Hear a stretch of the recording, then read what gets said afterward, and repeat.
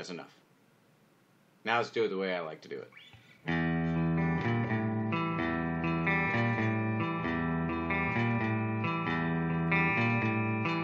Okay, so in this video, I'm going to show you both ways. The first one was the way that James Hetfield actually plays it live. The second one is the way that I like to do it. What's up, everybody? This is Josh from Music Lesson, back over here. Had a student of mine ask me about how to play the opening riff to Enter Sandman.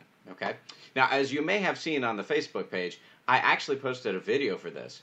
Okay, but the problem is that I watched a live video after I posted that video, a live video of Hetfield and the whole band playing it, and I noticed, well, first of all, that he was playing in downtuning, number one, but then I said, wait a minute, Josh, you've been doing it a different way from the way that Hetfield plays it. Now, I was playing the same exact notes, okay?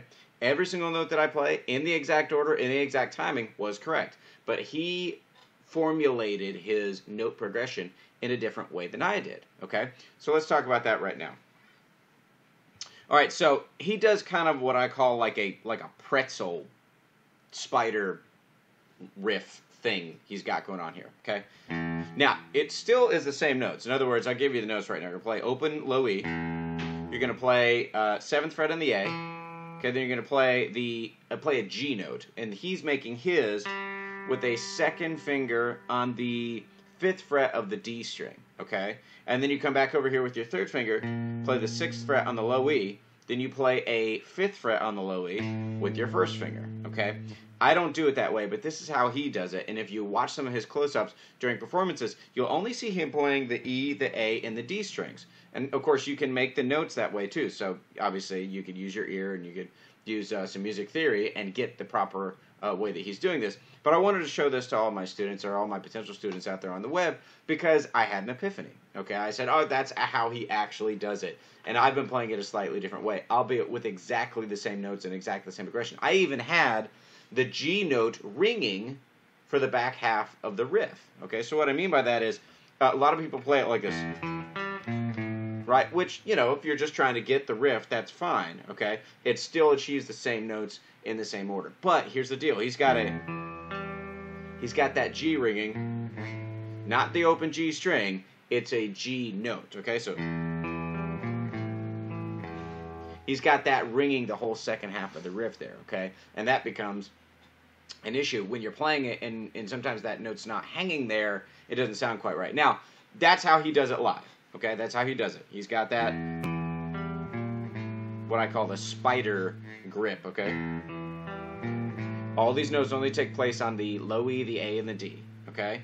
And that's what it is, all right? Now, I've got a 4th finger on the 7th fret of the A, 2nd finger on the 5th fret of the D, then I use my 3rd finger on the 6th fret of the low E, and my 1st finger on the 5th fret of the low E. Okay, now, I like to do it this way, though. I like the timbre of the G note when it's played on the open G string. Okay, so watch this. I like that better personally. See, when you play it like this, and then this,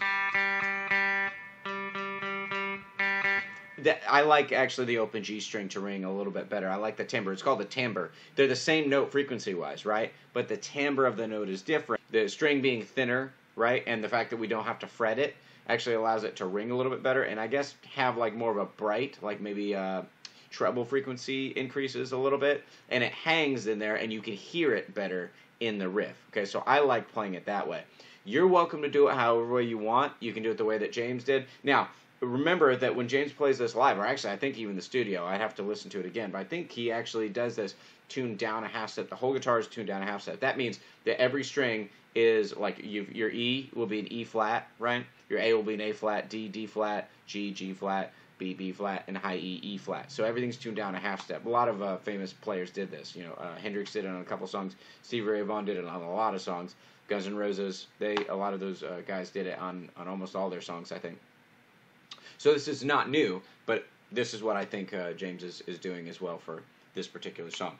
All right, so check that out, practice it. Hope you enjoyed it. Hope you have fun with it. Remember, music is magic. Hit that like button, hit that subscribe button, hit that bell button. Check us out on Facebook at Musilesson, the @ Musilesson, and www.musilesson.com. Thanks for watching. Hope we'll see you in the next one. Have a great one. Bye-bye.